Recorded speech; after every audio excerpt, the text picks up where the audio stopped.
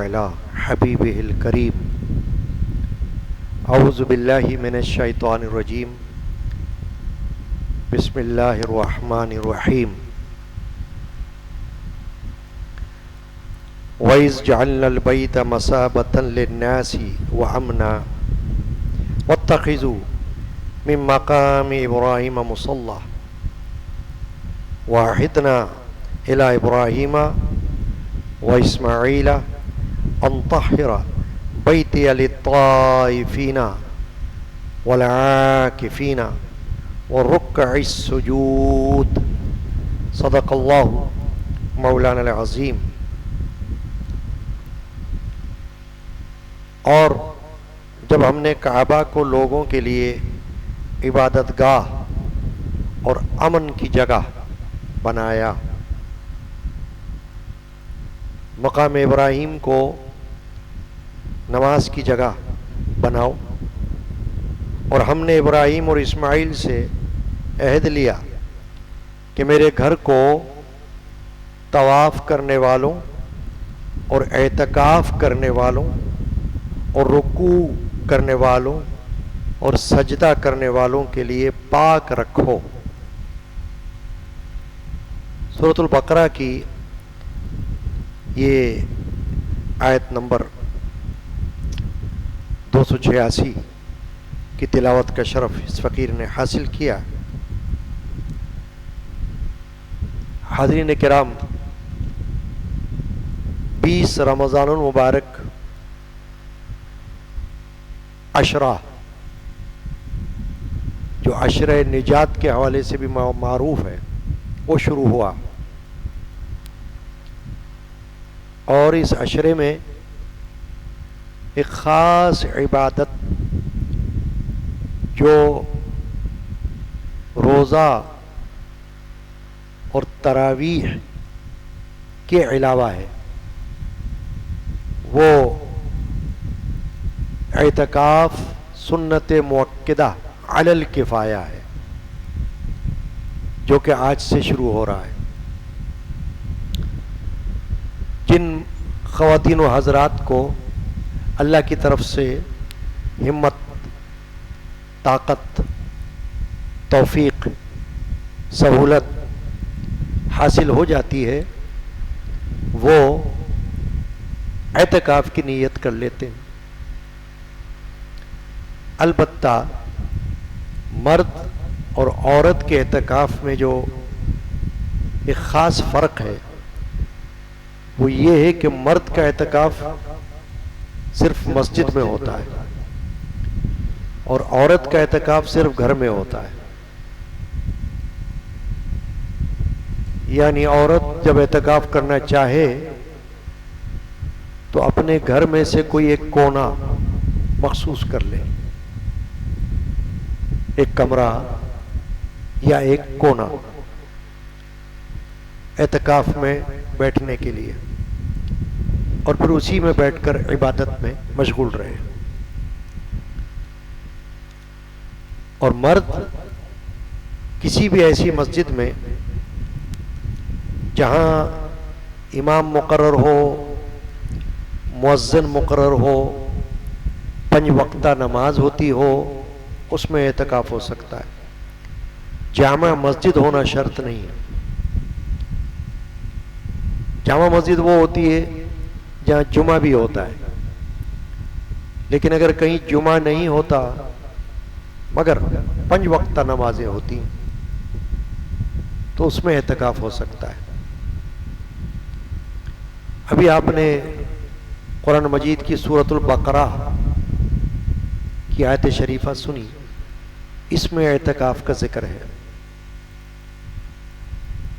اور احادیث میں تو کئی احادیث ملتی ہیں،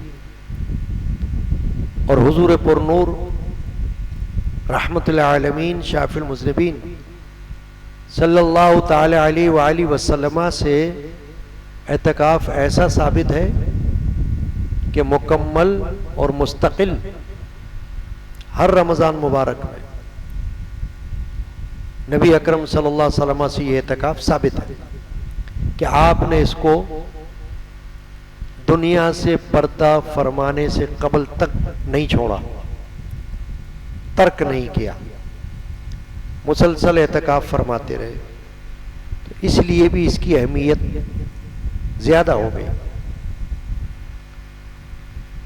اور اعتکاف میں جیسا کہ آپ نے سنا کہ مسجد میں ہوگا، اور 20 رمضان المبارک کے غروب آفتاب سے قبل شروع ہو جائے گا، غروب سے پہلے پہلے معتکف نیت اعتکاف سے مسجد میں داخل ہو جائے، اور پھر جب تک عید کا چاند نظر نہ آئے، چاہے وہ چاند 29 کا ہو چاہے 30 کا ہو، اس وقت تک مسجد میں رہنا ہے اور روزے کی حالت میں رہنا ہے۔ روزہ بھی شرط ہے، تو روزہ بھی ہو اور اعتکاف بھی چل رہا ہو۔ اعتکاف جو ہے وہ رکنے کے معنی میں ہے ٹھہر جانا اور اللہ کی طرف متوجہ رہنا۔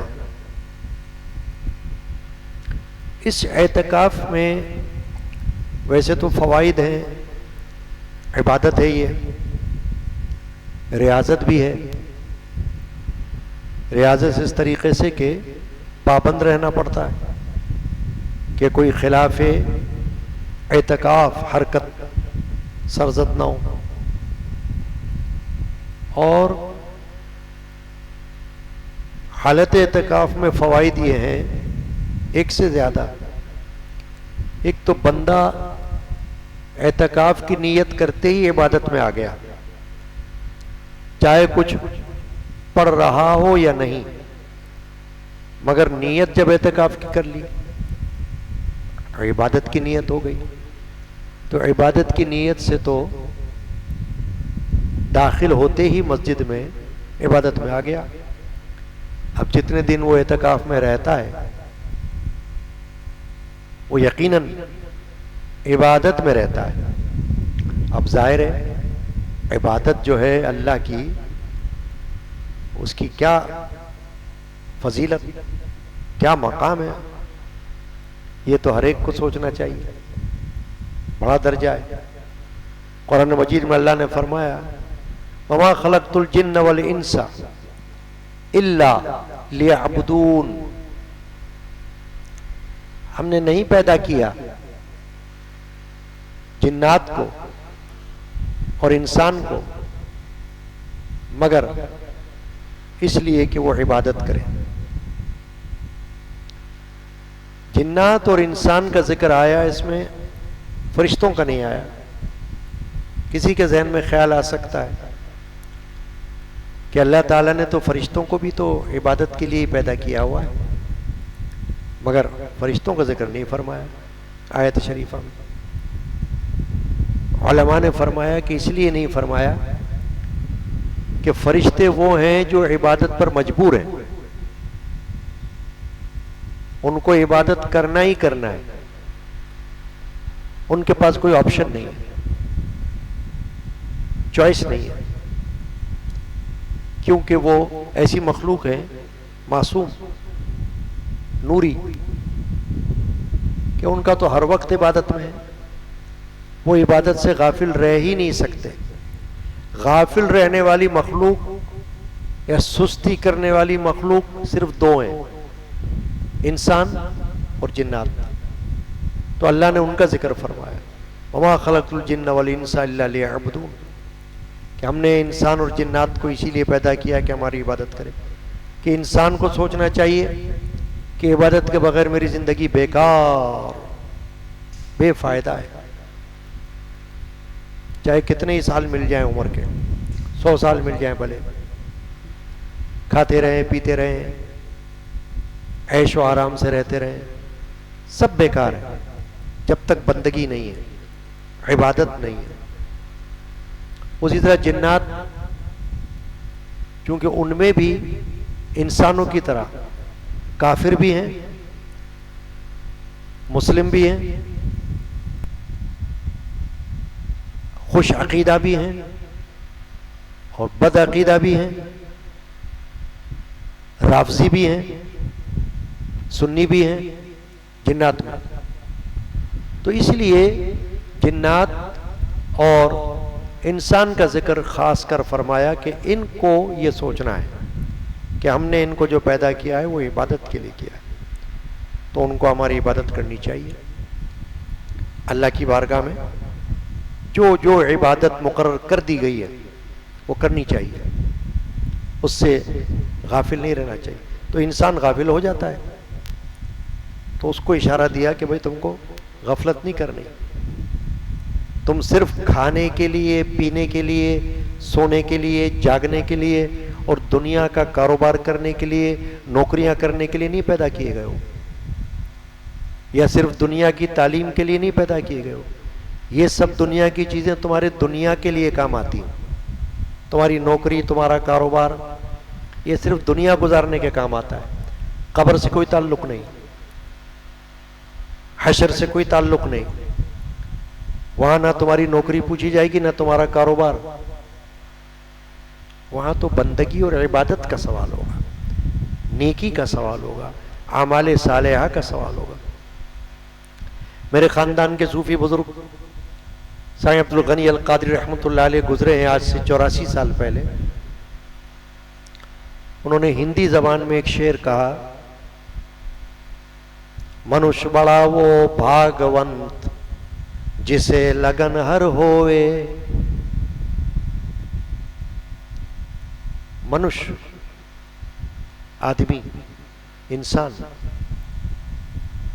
منوش بڑا وہ بھاگونت. ہندی زبان میں اس لیے شعر کہے آپ نے کہ آپ کا زمانہ پاکستان بننے سے پہلے کا زمانہ ہے، اور اس وقت آپ کی محفل میں ہندو، پارسی، سکھ یہ بھی آتے تھے، تو ان کی زبان میں بھی ان کو تعلیمات دینا مقصود تھا.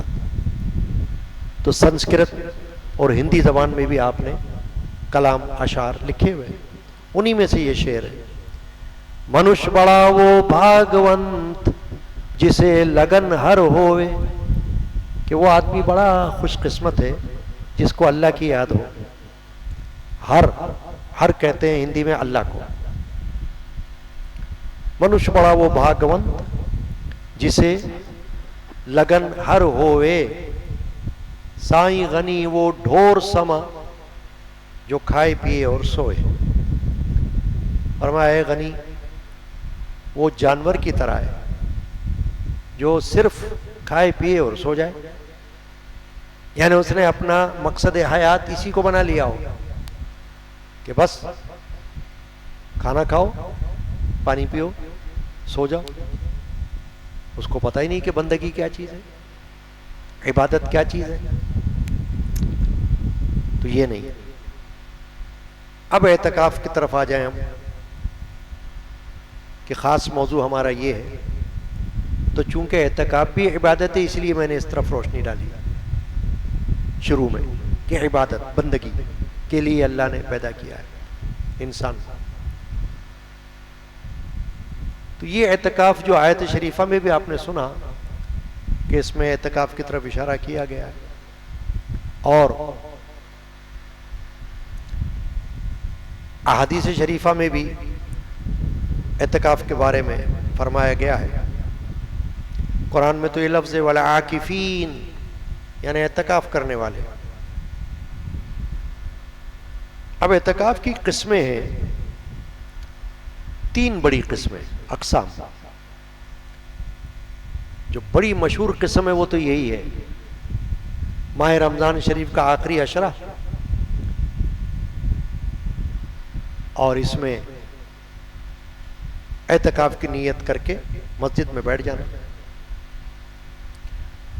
پوری مسجد، چاہے مسجد کے جتنے حصے ہیں وہ سب مسجد ہے، جب تک کہ کوئی ایسی جگہ قدم نہ رکھے جو مسجد نہیں ہے. جیسے حجرہ، جیسے مسجد کے احاطے میں مزار، وہ مسجد نہیں ہے، وہاں نہیں جائے گا اعتکاف والا معتکف. صرف ضروریات کے لیے اس کو اجازت دے دی گئی کیونکہ وہ مجبوری ہے. اور وہ بھی اس طرح کے رفع حاجت کے لیے یا وضو کے لیے، یا اگر غسل اس پر لازم ہو گیا تو غسل کے لیے جا سکتا ہے باہر، مسجد کے غسل خانے میں، مسجد کے وضو خانے میں، استنجا خانے میں جائے، لیکن بلا ضرورت وہاں نہ ٹھہرے۔ جیسے وہاں کوئی دوست مل گیا یا کوئی اعتکاف کا ساتھی وہاں پر موجود ہے تو اس کے ساتھ بیٹھ کر وہیں پر گپ شپ میں نہ لگ جائے، منع ہے۔ صرف ضرورت کے لیے جائے، سیدھے جائے سیدھے آئے۔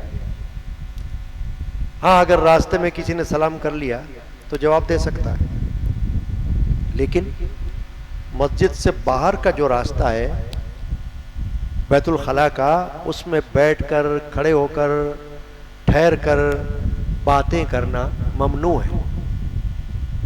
مسجد میں کر سکتا ہے ضرورت کے مطابق، مسجد میں بیٹھے بیٹھے، کیونکہ وہ اس جگہ میں موجود ہے، تو وہاں بیٹھ کر کسی سے بات بھی کر سکتا ہے، بات سن بھی سکتا ہے، ضروریات کی باتیں کر سکتا ہے، کوئی حرج نہیں۔ فالتو باتیں وہاں بھی نہ ہوں، کیونکہ مقصد کیا ہے؟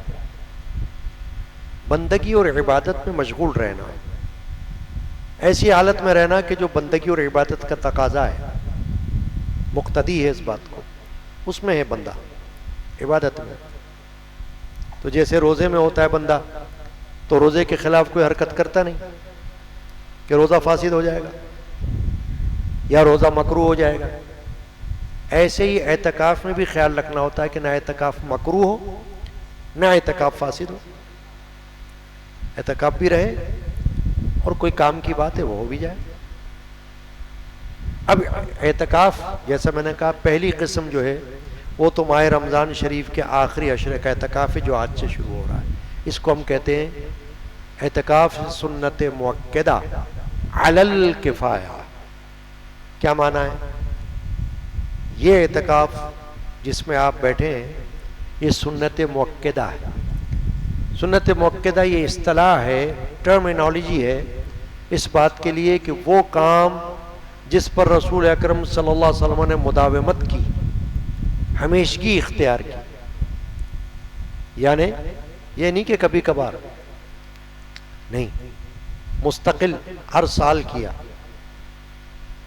جیسے ہم نمازوں میں پڑھتے ہیں سنت مؤکدہ، یہ وہ رکعت ہوتی ہیں جو رسول اکرم علیہ الصلوۃ والسلام نے مستقل پڑھی، اس کے مقابل ہوتی ہیں وہ رکعت جو سنت غیر مؤکدہ ہوتی، اس کی تعریف یہ ہوتی ہے کہ وہ حضور نے کبھی پڑھی کبھی نہیں پڑھی، تو ہم بھی اگر کبھی پڑھیں کبھی نہ پڑھیں تو کوئی گناہ نہیں، یہاں تک کہ اگر کوئی نہ بھی پڑھے تو بھی گناہ نہیں، لیکن مؤکدہ اس کو پڑھنا ہے۔ ایسے ہی یہ ہے اعتکاف سنت مؤکدہ۔ علی الکفایہ کی جو قید لگ گئی وہ اس لیے لگی کہ اعتکاف ہر ایک پر فرض نہیں، ہر ایک پر ضروری نہیں، کسی بستی میں، کسی محلے میں، بلکہ ایک محلے سے، ایک بستی میں سے چند لوگ بھی اگر اعتکاف کے لیے تیار ہو جائیں تو بقیہ لوگوں پر سے بوجھ ختم ہو گیا، ساقط ہو گیا، معاف ہو گیا۔ اس کی مثال آپ کو دیکھنی ہو تو نماز جنازہ میں دیکھ لو آپ کہ نماز جنازہ بھی فرض کفایہ ہے تو فرض نماز جنازہ، اگر ایک بھی نہیں پڑھے گا تو سب کے سب گنہگار ہو جائیں گے، لیکن کوئی ایک آدمی بھی نماز جنازہ پڑھ لے گا تو باقی لوگوں پر سے وہ فرض ساقط ہو جائے گا۔ اسی طرح یہ ہے سنت اعتکاف کہ اگر سب نے نہیں کیا، کسی نے بھی نہیں کیا، تو سب کے سب گنہگار ہوں گے اس بستی میں، اس محلے میں، اس علاقے میں۔ لیکن اگر ایک علاقے میں سے، ایک محلے میں سے، بستی میں سے چند لوگ بھی نکل گئے اعتکاف کے لیے، بیٹھ گئے، تو باقی لوگ جنہوں نے اعتکاف نہیں کیا ان پر کوئی گناہ نہیں ہے، کیونکہ یہ فرض عین نہیں ہے، فرض عین کی طرح نہیں، بلکہ کفایت کرنے والا۔ تو ایک تو یہ قسم ہو گئی، اور اس کی شرط میں کیا ہے کہ سورج ڈوبتے وقت، ڈوبنے سے پہلے اعتکاف کی نیت کر کے مسجد میں آ جائے. عصر کے اگر فوراً بعد نہیں تو کم از کم سورج ڈوبنے سے پہلے آ جائے. ڈوبنے کے بعد آئے گا تو اعتکاف نہیں ہوگا. جیسے افطار کے بعد کسی کو خیال آ گیا، جوش چڑھ گیا، اعتکاف کرنا ہے مجھے، تو اعتکاف نہیں ہوگا، کیونکہ اعتکاف کا وقت سورج غروب ہونے سے پہلے کا ہے. اس سے پہلے اعتکاف کی حالت میں آ جاؤ تو اعتکاف شروع ہو گیا آپ کا. چنانچہ ایک تو یہ اعتکاف ہوا. دوسرا اعتکاف واجب ہے کہ کسی نے اپنے اوپر واجب کر لیا ہو کبھی اعتکاف، نظر مان لیا جیسے کسی نے کہ اگر میرا یہ کام ہو گیا تو میں ایک دن کا اعتکاف کروں گا، تو وہ اعتکاف واجب کہلائے گا اس کو. وہ زبان سے کہنا ضروری ہے، دل میں ارادہ نہیں. باقاعدہ زبان سے کہے کہ میں اعتکاف واجب کروں گا، تو اس میں وہ اعتکاف واجب ہو جائے گا. اور تیسرا اعتکاف وہ ہوتا ہے جو مسجد میں کبھی بھی آپ آ رہے ہو، رمضان کے علاوہ بھی، تو مسجد میں داخل ہوتے وقت اعتکاف کی نیت کر لیں. یعنی مستحب اعتکاف اس کو کہا جائے، اعتکاف مستحبہ، کہ داخل ہوتے وقت نیت کر لو، نویت سنت الاعتکاف. اب جتنی دیر آپ مسجد میں رہیں گے، چاہے نماز پڑھ رہے ہوں، چاہے قرآن پڑھ رہے ہوں، چاہے تسبیح پڑھ رہے ہوں، چاہے لیٹے ہوئے ہوں، چاہے سوئے ہوئے ہوں، اعتکاف کی حالت میں ہوں گے. جتنی دیر رہیں گے مسجد، کیونکہ نیت کر لی تھی آپ نے داخل ہوتے وقت عام حالات میں. اب معتکف کو مسجد میں سونا بھی جائز ہو جاتا ہے، کیونکہ ظاہر ہے جب اعتکاف میں بیٹھا ہوا ہے گھر تو جا نہیں سکتا، تو سوئے گا نا وہ آخر، تو سونا اس کے لیے جائز ہے. پھر کھانا پینا، گھر نہیں جا رہا تو کھانا پینا بھی جائز ہو گیا مسجد میں. تو اعتکاف کی نیت جب کوئی کر لے، وہ چاہے یہ ہوگا رمضان کا اعتکاف، چاہے عام حالت میں مسجد میں داخل ہوتے وقت اعتکاف، تو جتنی دیر اعتکاف میں رہے گا سونا کھانا پینا جائز ہوگا، مباح کر سکتا ہے. یہ مستحب اعتکاف جو ہے اس کے لیے روزہ شرط نہیں ہوتا، کیونکہ یہ تو روزانہ آپ 5 وقت نماز کے لیے آتے ہو، تو ہر وقت مسجد میں داخل ہوتے وقت اعتکاف کی نیت کر سکتے ہو. کیا بگڑ رہا ہے اگر یاد رہے تو؟ جیسے آپ مسجد میں داخل ہوتے ہو تو دعا ہے مسنون، اللہم افتح لی ابواب رحمتک، یا اللہ مجھ پر رحمت کے دروازے کھول دے، اپنی رحمت کے دروازے مجھ پر کھول دے. تو جس کو یاد رہے یہ دعا پڑھ لے گا داخل ہوتے وقت، اور نکلتے وقت بھی دعا پڑھے گا، اللہم انی اسألک من فضلک، یا اللہ میں تجھ سے تیرے فضل کا سوال کرتا ہوں. یہ باہر جاتے وقت، تو یہ تو روزانہ ہو سکتی دعا. ایسے ہی روزانہ اعتکاف کی نیت بھی ہو جاتی ہے. جتنی دیر آپ بیٹھیں گے اعتکاف کا ثواب مل جائے گا. تو بندہ اس سے بھی محروم نہ رہے تو اچھی بات ہے. جس کو یاد رہے نیت کر لے، بس مسجد میں داخل ہوتے ہو جتنی دیر بیٹھے گا اعتکاف کا ثواب پائے گا. احادیث شریفہ میں ام المومنین حضرت عائشہ صدیقہ رضی اللہ تعالی عنہا سے روایت ہے کہ رسول اللہ صلی اللہ علیہ وسلم رمضان کے آخر عشرے کا اعتکاف فرمایا کرتے تھے. یعنی ثبوت ہو گیا، ثابت کہ ہر رمضان میں نبی اکرم صلی اللہ علیہ وسلم آخری عشرے میں مسجد نبوی میں اعتکاف فرمایا کرتے تھے. ام المومنین عائشہ صدیقہ رضی اللہ تعالیٰ عنہا سے اعتکاف کے مسائل میں یہ مروی ہے کہ جب بندہ معتکف ہو گیا، اعتکاف کے لیے بیٹھ گیا، تو نہ وہ مریض کی عیادت کو جائے، نہ وہ جنازے کے لیے جائے، نہ وہ بیوی کے قریب ہو، اور سوائے ضروری حاجت کے مسجد سے باہر نہ جائے۔ اب یہ بیوی سے قریب ہونے کی بات کیوں آئی؟ کہ کسی کے ذہن میں خیال آ سکتا ہے کہ بھئی مسجد میں تو بیوی ہے ہی نہیں۔ تو چونکہ رفع حاجت کے لیے فقہا نے یہ اجازت دی ہے کہ اگر مسجد میں یہ سہولت کسی وجہ سے میسر نہ آئے، مثلا کبھی ایسا ہو سکتا ہے نا پانی نہ ہو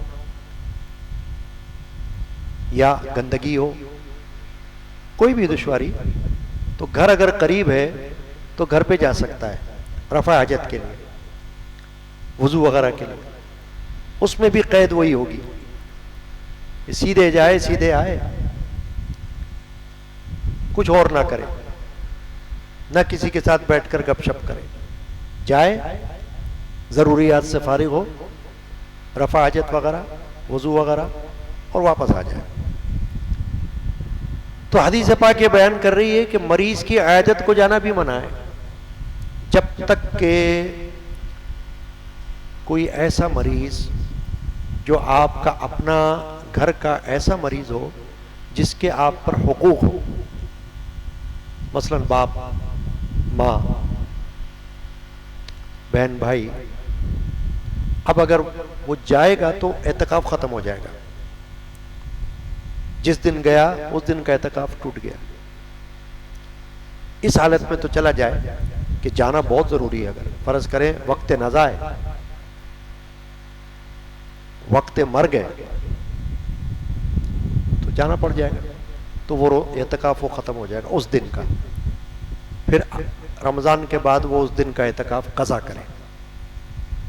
اسی طرح جنازے میں جب تک کہ کسی ایسے کا جنازہ نہ ہو کہ جس میں سمجھے کہ بہت ضروری ہے، باپ ہے، ماں ہے، بہن ہے، بھائی ہے، کوئی ہے، تو گیا تو اعتکاف ختم ہو جائے گا۔ ورنہ نہ کسی مریض کی عیادت کو جائے، نہ جنازے کے لیے جائے، تو کیا کرے؟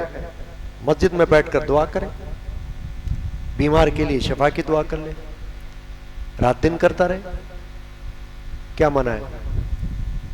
اور مرنے والے کے لیے مغفرت کی دعا کرتا رہے، صبح و شام کرتا رہے، کیا منع ہے؟ دعائے مغفرت، بھائی دعائے مغفرت تو زندوں کے لیے بھی ہوتی ہے تو مردوں کے لیے بھی ہوگی، دونوں کے لیے ہوتی رہے۔ اور بیماریوں سے شفا کی دعا اپنے لیے بھی ہوگی اور دوسروں کے لیے بھی ہوگی، ہوتی رہے۔ تو یہ تو مسجد میں بیٹھ کر ہو سکتی ہے نا، تو کوئی مسئلہ نہیں۔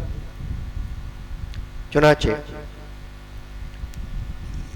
چند مسائل جیسا کہ آپ یہ سن رہے ہیں یہ ہیں، اور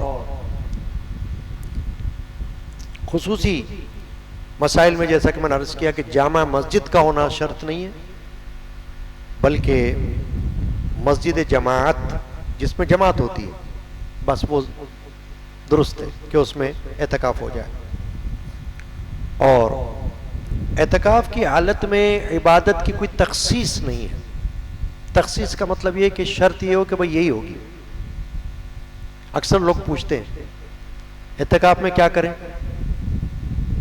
کوئی خاص عبادت؟ تو خاص الخاص عبادت تو کوئی نہیں ہے کہ اعتکاف کے لیے ہو۔ فرض تو ہے ہی نمازیں، وہ تو پڑھنا ہی پڑھنا ہے۔ اعتکاف کرے اور کوئی سارا دن سوتا رہے، فرض نماز نہ پڑھے، اعتکاف کا کیا فائدہ؟ اعتکاف فرض نہیں ہے، سنت ہے، اور سنت میں بھی کفایہ ہے کہ چند لوگ کر لیں تو کافی ہو جائے۔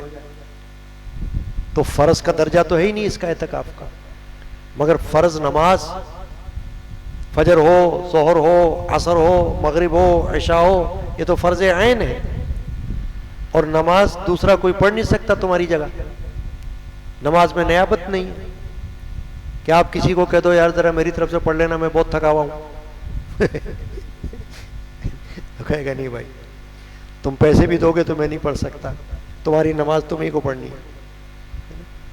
تو نماز میں نیابت نہیں ہے، چاہے کھڑے ہو کر پڑھ رہے ہو تو کھڑے ہو کر پڑھو، بیٹھ کر پڑھ سکتے ہو تو بیٹھ کر پڑھو، لیٹ کر پڑھ سکتے ہو تو لیٹ کر پڑھو، اشارے سے پڑھ سکتے ہو تو اشارے سے پڑھو، مگر پڑھو خود، دوسرے کو نہیں کہہ سکتے آپ۔ تو اگر کوئی اعتکاف کرے اور نمازوں کی پرواہ نہ کرے، کوئی کہے تو کہ بھائی میں اعتکاف میں ہوں، سو رہا ہوں، لیٹا ہوا ہوں، تو کیا فائدہ ہوگا؟ جیسے امام اہل سنت اعلی حضرت اشاہ احمد رضا خان رحمۃ اللہ علیہ نے اپنے فتاویٰ میں کسی کے سوال کے جواب میں یہ فرمایا، کسی نے پوچھا کہ ایک بندہ نماز نہیں پڑھتا ہے، وظیفے بہت پڑھتا ہے، تسبیح ہر وقت ہاتھ میں، وظائف پڑھتا ہے، بھائی نماز نہیں پڑھتا، تو کیا حکم ہے؟ فرمایا وظیفے منہ پہ مارے جائیں گے، اس کے وظائف لوٹا دیے جائیں گے، کوئی فائدہ نہیں، کیونکہ جو فرض ہے پہلے اس کو ادا کرنا ہے۔ یہ وظائف وغیرہ یہ سب بات کی بات ہے، نماز سے فارغ ہو کر کرتے رہو، نماز سے پہلے کرتے رہو، لیکن نماز کے وقت صرف اقم الصلاۃ، نماز قائم کرو۔ تو نماز جماعت کے ساتھ پڑھنے معتکف کو بھی لازم ہے، پڑھے۔ تو اعتکاف میں ایک تو اس کو جماعت کی نماز ملتی ہی ملتی ہے، عام دنوں میں ہو سکتا ہے کبھی دفتر میں یہاں وہاں جماعت سے نماز نہ ہو سکی، ہے نا، مشغول تھا، مصروف تھا، اکیلے پڑھ لی، قضا پڑھ لی، مگر اعتکاف میں تو موقع ہی موقع ہے کہ جماعت کے ساتھ نماز پڑھے۔ پھر عبادت میں کیا ہے؟ تلاوت قرآن، جتنا پڑھ سکتا ہو پڑھے، زبانی پڑھ سکتا ہو زبانی پڑھے، دیکھ کر پڑھ سکتا ہو دیکھ کر پڑھے قرآن کی تلاوت۔ اور پھر نفلی نمازیں، جو وقت مکروہ نہیں ہے، مکروہ اوقات، جیسے فجر کی نماز پڑھنے کے بعد جب تک سورج نہ نکلے کوئی نماز نہیں، نفل بھی نہیں ہے، اس وقت نہ پڑھے۔ عین دوپہر کے وقت،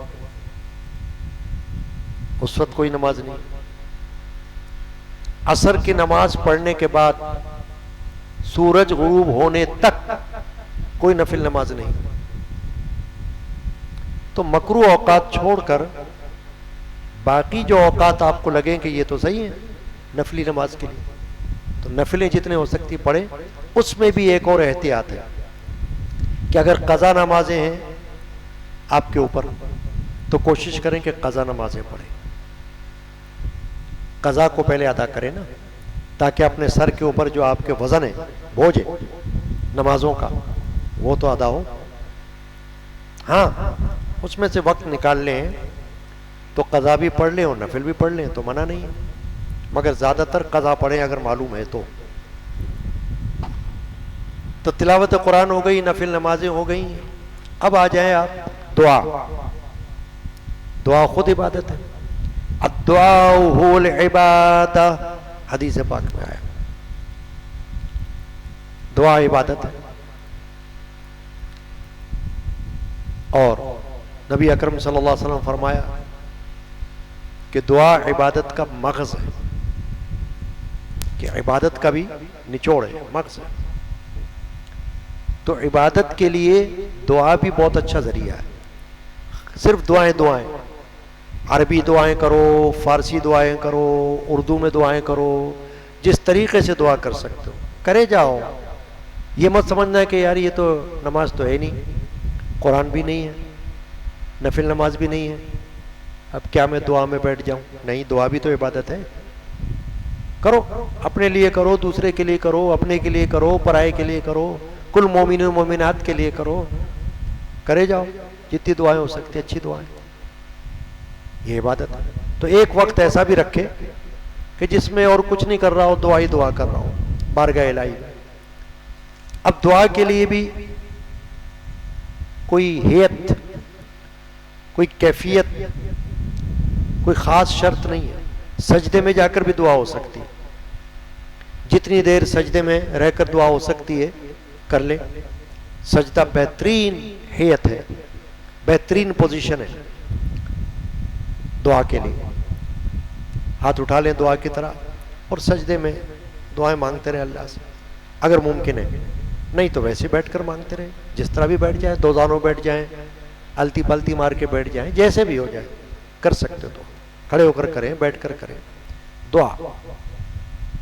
الدعاء مخ العبادہ، حدیث میں آیا، دعا عبادت کا مغز ہے۔ تو نماز، نفل نماز، تلاوت قرآن، دعا، اب آ گیا مطالعہ، اسٹڈی۔ تو مطالعہ میں ایسی کتابیں جن سے دین کا علم حاصل ہو، فقہ کی کتاب، حدیث کی کتاب، فتاوی کی کتاب، جس کے اندر آپ کو مسائل معلوم ہوتے ہیں، یہ بھی پڑھ سکتے ہیں آپ، بالکل جائز، علم حاصل ہو رہا ہے نا۔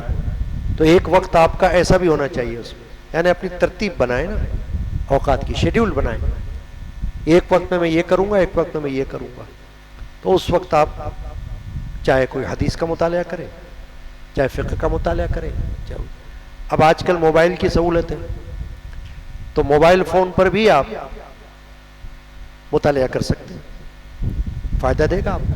کتاب اگر موجود نہیں ہے لیکن آپ کے پاس ڈاؤن لوڈ ہے یا انٹرنیٹ کی سہولت ہے، تو آپ موبائل پر فقہی مسائل دیکھ سکتے ہیں، آپ فتاوی دیکھ سکتے ہیں، آپ حدیثیں دیکھ سکتے ہیں، ہے نا؟ یہ سب کچھ آپ کو مل جائے گا۔ تو یہ مطالعہ جو دین سے تعلق رکھتا ہے اس کی کوشش کریں، دنیاوی نہیں، دنیا کے لیے وقت بہت ہے۔ دینی تعلیم وہ چونکہ اس کے اندر داخل ہو جائے گی، اعتکاف کی عبادت میں اس کا لنک بنتا ہے، تو آپ وہ کر سکتے ہیں، وہ کریں، اور اپنے لیے دعائیں، دوسروں کے لیے دعائیں، یہ کرتے رہے آپ۔ اب جیسا کہ میں نے چند مسائل تو بیان کر دیے، تو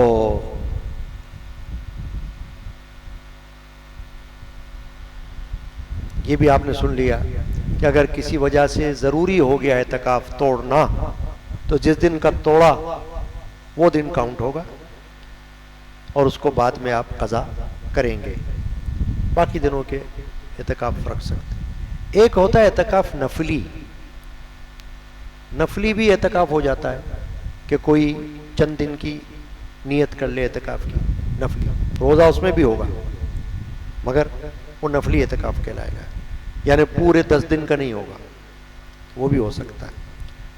تو یہ آج پہلی نشست درس کی ہوئی، انشاءاللہ تعالی اللہ سے دعا ہے کہ اللہ کی دی ہوئی توفیق سے روزانہ اسی طرح ہو، اور آپ سب روزانہ شامل ہوں، ایک دوسرے کو بھی دعوت خیر دیں، جو آنا چاہتا ہے دروازہ کھلا ہے، وہ شامل ہو سکتا ہے، یہ بھی تو نیکی ہے۔ لیکن آپ جب عبادت کا دائرہ وسیع کرتے ہیں، واسٹ، تو آپ کو پتہ چلتا ہے کہ نیکیاں کتنی پھیلی ہوئی ہیں، کہ آپ درس میں بیٹھ رہے ہو وہ بھی نیکی ہے، آپ علم کی بات سن رہے ہو یہ بھی نیکی ہے۔ اب یہ مت آپ کہنا کہ جی ہم نے تو پڑھا نہیں کچھ، تو کوئی بات نہیں، آپ نے پڑھا نہیں، آپ نے نیکی کی بات سنی، تو نیکی کو بیان کرنا بھی نیکی ہے اور نیکی کی بات کو سننا بھی نیکی ہے۔ کوئی نہیں کہہ سکتا کہ نہیں اس میں کیا فائدہ ملا۔ اب سرکار دو عالم صلی اللہ تعالی علیہ وآلہ وسلم واعظ فرماتے تھے، رشد و ہدایت، صحابہ کرام بیٹھے ہوتے تھے، وہ سب کے سب تو نہیں واعظ کر رہے ہوتے تھے، وہ تو سن رہے ہوتے تھے، نبی اکرم علیہ الصلوۃ والسلام خطاب فرما رہے ہوتے تھے، تو سننے والے کو بھی ثواب مل رہا ہے۔ تو نیکی کی بات کان میں جا رہی ہے تو کانوں کو ثواب مل رہا ہے، آنکھوں سے دیکھ رہے ہو تو آنکھوں کا ثواب ہو رہا ہے، آنکھوں کی نیکی ہو رہی ہے، کانوں کی نیکی ہو رہی ہے۔ اپنے وجود سے کوئی بیٹھا ہے درس میں، محفل میں، تو پورے وجود اس کا نیکی میں شامل ہو گیا جسمانی طور پر۔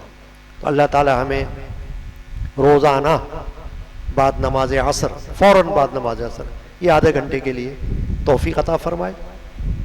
الحمدللہ رب العالمین، والصلاة والسلام علیک یا رحمت العالمین۔ یا اللہ، آج کی حاضری درس کی پہلی، اس میں سب کی حاضری کو قبول فرما، جو کچھ ہم نے سنا اور جو کچھ پڑھا گیا لفظاً حرفاً معناً قبول فرما۔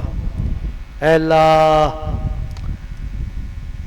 تو اعتکاف والوں کے اعتکاف کو قبول فرما لے، ان کے اعتکاف کو مکمل فرما لے، اور اعتکاف میں جتنی نیکیاں، جتنی عبادات، ریاضات ہو رہی ہوں ان کو قبول فرما لے، ان کو ہمت عطا فرما، ان کو خوف اور گھبراہٹ سے بچا۔ یا اللہ ان کے دل کو خوش اور شاد رکھ۔ میرے مولا میرا دل شاد کر دے، مجھے ہر رنج سے آزاد کر دے۔ میرے تایا صاحبزادہ بشیر احمد مخفی قادری رحمۃ اللہ علیہ کی مناجات کا یہ شعر ہے۔